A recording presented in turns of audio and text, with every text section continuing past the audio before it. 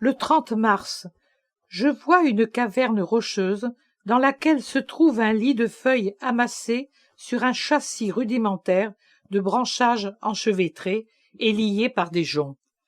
Ce doit être aussi confortable qu'un instrument de torture. En outre, la grotte possède une grosse pierre qui sert de table et une plus petite qui fait office de siège. Contre le côté du fond, il y en a une autre.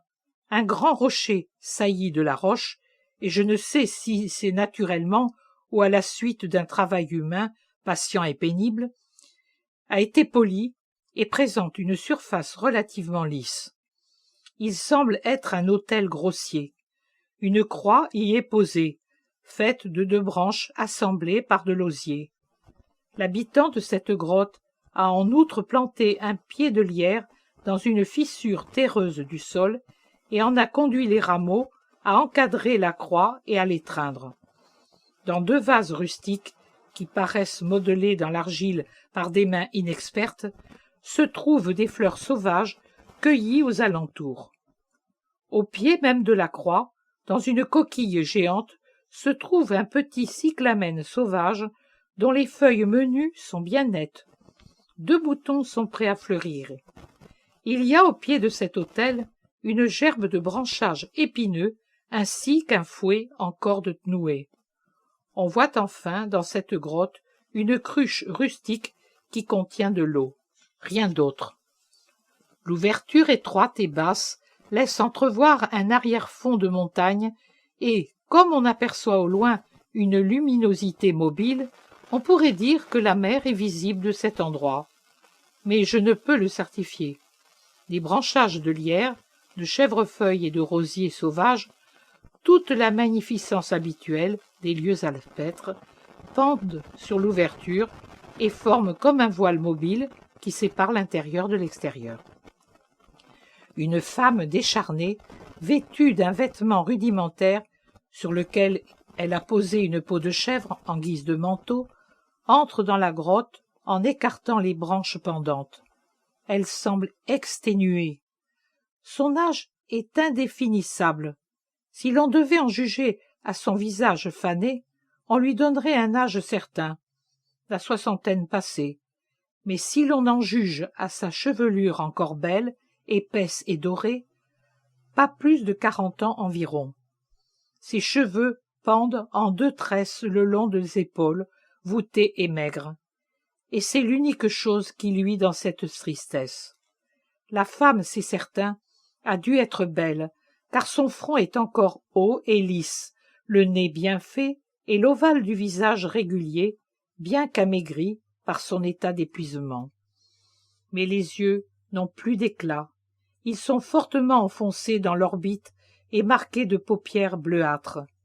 Ses yeux trahissent bien des larmes versées. 2 rides, presque des cicatrices, sont gravées du coin de l'œil, descendent le long du nez et vont se perdre dans cette autre ride, caractéristique de ceux qui ont beaucoup souffert, qui descend en accent circonflexe des narines aux angles de la bouche. Les tempes semblent creusées et les veines bleutées se dessinent sur une grande pâleur. La bouche pend avec un pli las. Elle est d'une couleur rosée extrêmement pâle. À une époque, elle a dû être une bouche splendide, mais elle est maintenant fanée. La courbe des lèvres ressemble à celle de 2 ailes brisées qui pendent. C'est une bouche douloureuse. La femme se traîne jusqu'au rocher qui fait office de table et y dépose des myrtilles ainsi que des fraises sauvages. Elle va ensuite à l'autel et s'agenouille, mais elle est tellement épuisée que, ce faisant, elle manque de tomber et se retient par une main au rocher. Elle prie, les yeux tournés vers la croix, et des larmes descendent par le sillon des rides jusqu'à sa bouche qui les boit. Elle laisse ensuite tomber sa peau de chèvre et reste avec sa seule tunique grossière. Puis, elle prend les fouets et les épines. Elle serre les branchages épineux autour de sa tête et autour de ses reins et se flagelle avec les cordes. Mais elle est trop faible pour le faire. Elle laisse donc tomber le fouet, et prenant appui des mains et du front sur l'autel, elle dit « Je ne peux plus, Rabouni, je ne peux plus souffrir en souvenir de ta douleur. » C'est sa voix qui me permet de la reconnaître, c'est Marie de Magdala. Je me trouve dans sa grotte de pénitente. Marie pleure. Elle appelle Jésus avec amour. Elle ne peut plus souffrir, mais elle peut encore aimer. Sa chair, mortifiée par la pénitence, ne résiste plus à l'effort de se flageller, mais son cœur a encore des mouvements de passion et consume ses dernières forces en aimant. Et elle aime, en restant le front couronné d'épines et la taille serrée dans les épines, elle aime, en parlant à son maître, en une continuelle profession d'amour et un acte de contrition renouvelé. Elle a glissé, le front à terre. Elle avait cette même pose au calvaire devant Jésus déposé sur le sein de Marie, ou bien dans la maison de Jérusalem, quand Véronique d'Arimathie dépliait son voile, ou encore dans le jardin de Joseph d'Arimathie, quand Jésus l'appela, qu'elle le reconnut et l'adora. Mais, aujourd'hui, elle pleure, parce que Jésus n'est pas là. Ma vie s'enfuit, mon maître. Devrais-je mourir sans te revoir? Quand pourrais-je me délecter de ta face? Mes péchés sont devant moi et m'accusent. Tu m'as pardonné, et je crois que l'enfer ne me possédera pas. Mais combien de temps vais-je passer à expier avant de vivre de toi? Ô bon maître, par l'amour que tu m'as donné, réconforte mon âme. L'heure de la mort est venue. Par ta mort désolée sur la croix, réconforte ta créature. C'est toi qui m'as engendré, toi et non ma mère. Tu m'as ressuscité plus que tu n'as ressuscité mon frère Lazare, car il était déjà bon, lui, et la mort ne pouvait être qu'une attente dans tes limbes. Mais moi, j'étais morte dans mon âme, et mourir signifiait pour moi la mort éternelle. Jésus, en tes mains, je remets mon esprit. Il est à toi, parce que c'est toi qui l'as sauvé. En guise d'ultime expiation, j'accepte de connaître l'âpreté de ta mort abandonnée. Mais donne-moi un signe que ma vie a servi à expier mes fautes. Marie. Jésus est apparu. Il paraît descendre de la croix grossière, mais il n'a pas de plaie et n'est pas mourant. Il est beau, comme au matin de la résurrection. Il descend de l'autel et s'avance vers la femme prosternée. Il se penche sur elle. Il l'appelle une nouvelle fois, puis, comme, semble-t-il, elle croit entendre cette voix par ses sens spirituels et reste face contre terre, elle ne voit pas la lumière qui rayonne du Christ. Il la touche en posant une main sur sa tête et la prend par le coude, comme à Béthanie, pour la relever. Quand elle se sent touchée et reconnaît cette main à sa longueur, elle pousse un grand cri. Elle lève alors un visage transfiguré par la joie, puis elle l'abaisse pour baiser les pieds de son Seigneur. « Lève-toi, Marie, c'est moi. La vie s'enfuit, c'est vrai, mais je viens te dire que le Christ t'attend. » Marie n'a pas à attendre. Tout lui est déjà pardonné dès le premier instant, mais maintenant cela lui est plus que pardonné. Ta place est déjà prête dans mon royaume. Je suis venue te le dire, Marie. Je n'ai pas ordonné à l'ange de le faire, car je rends au centuple ce que j'ai reçu, et je me souviens de ce que j'ai reçu de toi. Marie, revivons ensemble un moment du passé. Rappelle-toi, Béthanie, c'était le soir qui suivait le sabbat. Ma mort adviendrait 6 jours plus tard. Ta maison, tu t'en souviens?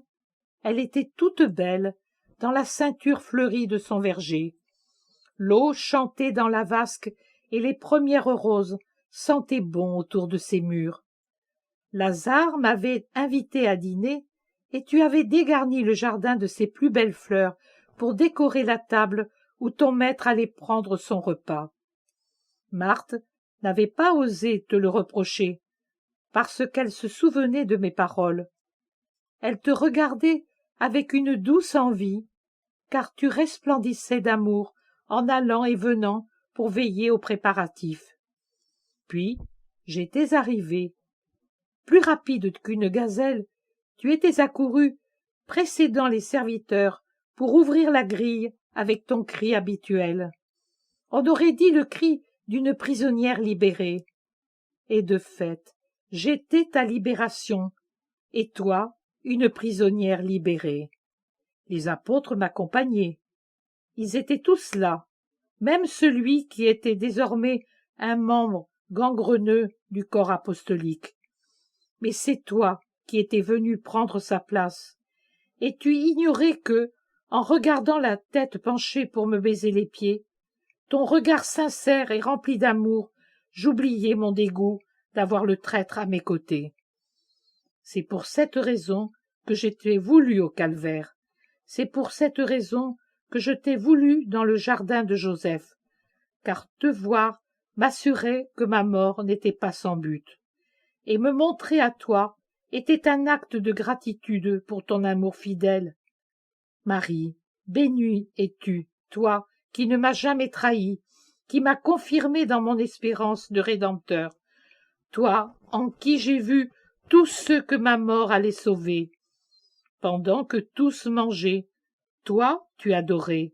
Tu m'avais offert de l'eau parfumée pour mes pieds, fatigués, et des baisers chastes mais ardents pour mes mains.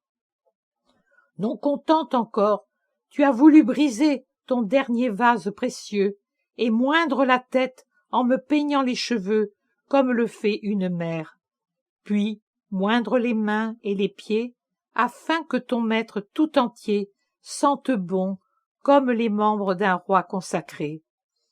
Alors Judas, qui te détestait parce que tu étais honnête désormais et que tu repoussais par ton honnêteté les convoitises des hommes, t'avait réprimandé.